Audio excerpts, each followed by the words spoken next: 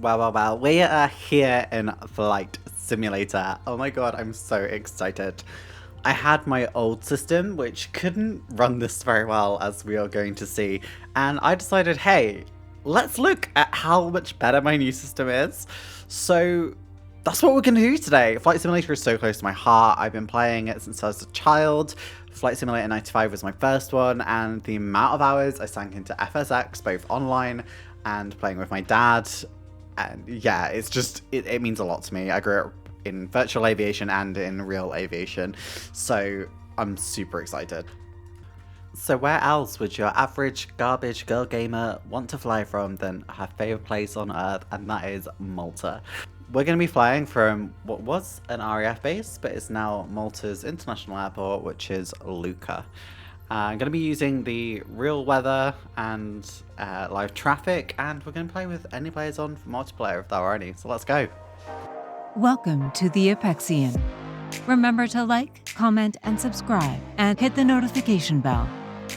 Tower icon Alpha Sierra X-ray Golf Sierra ready at runway 31 straight out departure.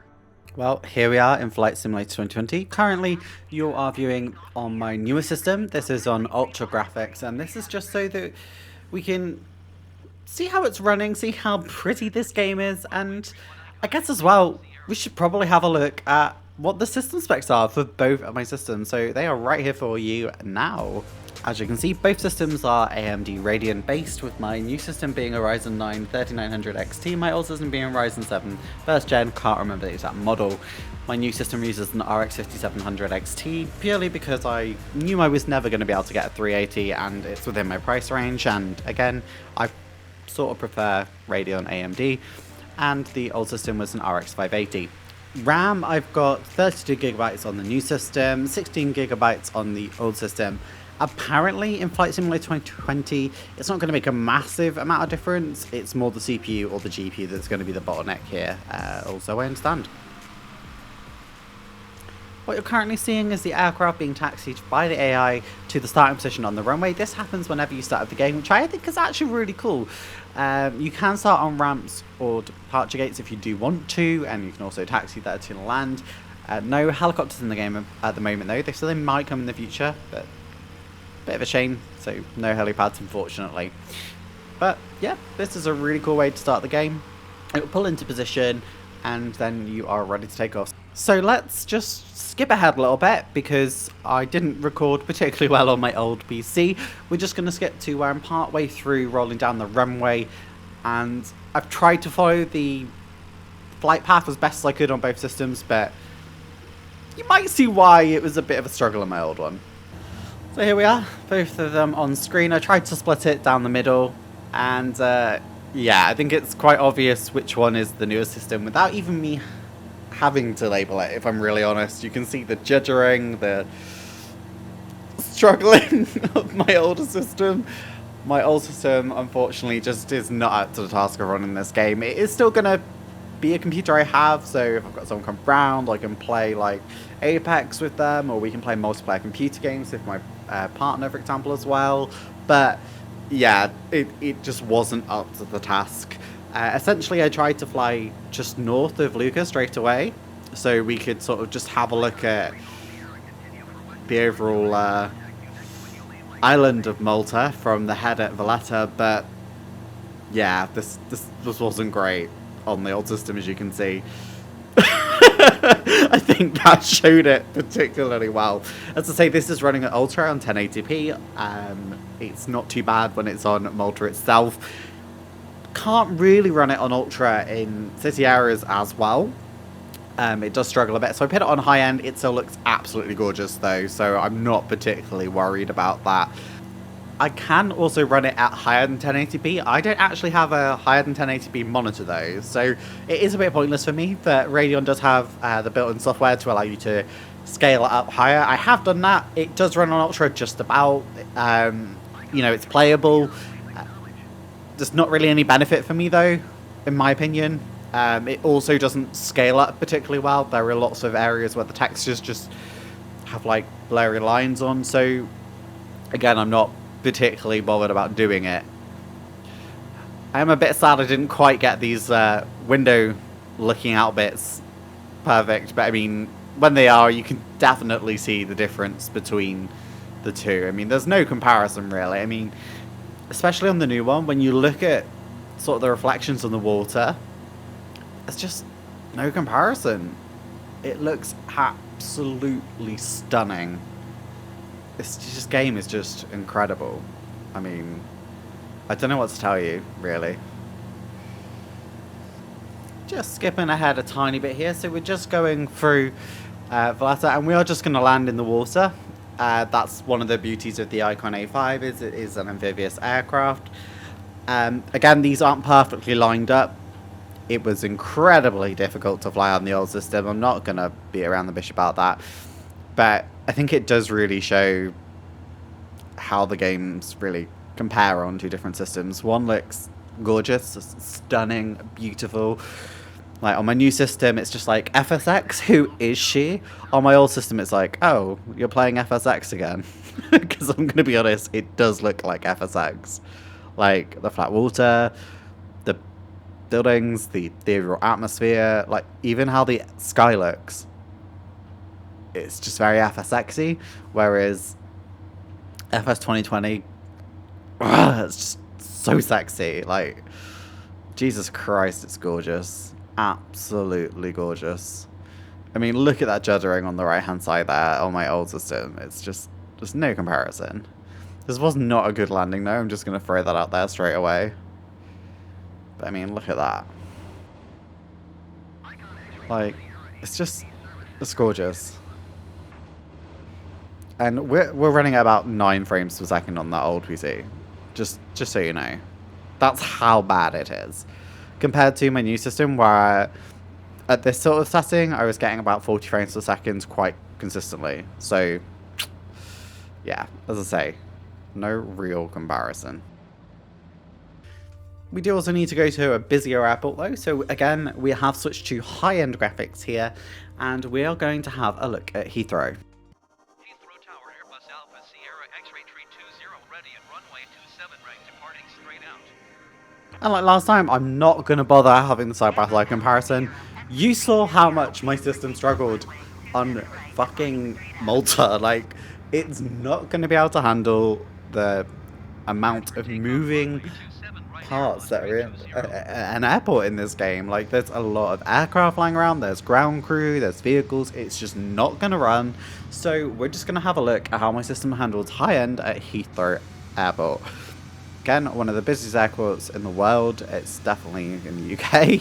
And yeah, we're just going to see how we go. Now, I haven't yet put in any sort of, I guess, IRL airlines into this game. That was something that was in FSX as well, that I used to always love doing. I love customization in this game. It is fabulous. And for a garbage girl gamer like me, you know, I'm very casual in this game. Even though I've grown up around aviation my whole life, I just like flying around, you know? And that's why I like making it just look really super pretty. So we're just going to skip ahead a little bit. Again, I just want to highlight how gorgeous it is when it just taxis for you and how alive it feels. We're in the aircraft now. We're in the cockpit of this Airbus A320 Neo. And it seems okay, to be honest. Now, again, I am recording. That is always going to have some impact. And if I run OBS running this, it just doesn't record properly at all. So I do have to record through Radeon's sort of equivalent shadow player, I guess. And it does work very well, it seems. So we're just going to see how we go. There is a bit of screen tearing. That's why I've just sort of shook the camera there to try and see. There's some graphical defects. But, you know, it looks okay. It doesn't look bad at all. It is very, very playable. You know, it's not the smoothest experience, and I could probably tweak the settings a little bit. But, yeah, this is fine. Okay, so we're a bit further up now, and just thought we could have a look at how it seems from the air, and again, it still looks gorgeous. Runways look a bit weird, I'm not gonna lie. Runways I don't think look fantastic from this high. I don't know. Yeah, it still looks good though. I mean, this game as a whole just always looks fantastic. And this comes from someone to say, I played FS95, 98, 2004, FSX. Somehow I missed 2000 and 2002. I played CSF and CFS2 and CFS3, IL2, War Thunder, and I still think this is absolutely amazing. There's not even really a reason to play X-Plane 11 anymore, if I'm honest, unless you've like really heavily invested into their ecosystem. But I mean, this game is incredible. Absolutely gorgeous and incredible. I love it so much. I mean, sound design, the flight models just feel on point. Everything about this game I absolutely love. Genuinely. So I decided to do a bit of a loop around, see if I could land this. I was never good at landing in FSX. I don't know why, it always just felt off to me. I don't know, maybe I've just grown up a lot since I really started playing that game, but yeah, it feels good. The only thing I couldn't work out was, like, my landing gear. There's also, that was because there's a button on my joystick and I just hit it and it accidentally means that I bring up the menu. So let's just check if my landing gear is down. Okay. It's coming down now, right? Okay, cool. My landing is down. I don't want to land like external view. That feels very cheesy. Oh my god, I'm not going to get on the runway, am I? God. Okay, I think I'm okay. Okay.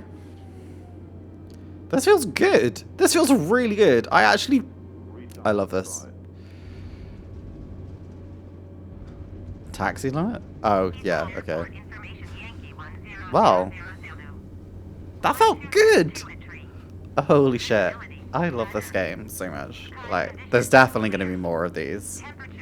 I think this game has a really good feature. It has these challenges that you can see there. Currently it's Nice, which are really good fun. And it also has this marketplace built in, which I'm assuming is so that you can get stuff on Xbox and PC and you're all going to be able to have the exact same content. But like you can see here, there's Copenhagen. It's £15 for me anyway. And it's handcrafted, so it's not just auto-gen scenery. It's like actual custom scenery, and you can get it directly in the game. You can download it whilst you're playing the game, which is fucking awesome compared to how it used to be for installing stuff onto FSX. So it seems actually pretty good. It seems like they're really looking for the long haul on this, which again I'm excited by, really excited by. This one, which is Paderborn Lipstad, I'm sorry if I'm not saying that well, is free currently on the Microsoft Flight Simulator Marketplace. So I've grabbed this, of course, and I will have a look at it in another video, but like having custom scenery and custom aircraft is always something that Flight Simulator's been about. And I mean, it gives you the minimum specs there. It's not ridiculous, but you know, to have it look the best, you need to have way better than what I've got. But again, like having these custom scenery and custom aircraft has always been something that's part of Flight Simulator. It's been integral. It's kept the community alive for so long, having freeware and payware software that's been available. I mean, here's one of the 3 aircraft currently on the store, so there's not many, but again, this game is new. It takes time for people to develop for it, but it looks gorgeous. So hopefully this is going to keep the game alive. I really hope so, because I love Flight Simulator. Other than Apex, like, sometimes I just want to come home and just fly around and chill, and I kid you not, when I actually managed to run this for the first time on a new system, I actually cried a little bit because it just really hit home and it made me feel so good in the current crazy pandemic world we live in. Anyway, I've been your average garbage girl gamer, and I hope you've enjoyed this video, and I hope you join me on more flights in Flight Simulator. See you later. Remember to like, comment, and subscribe.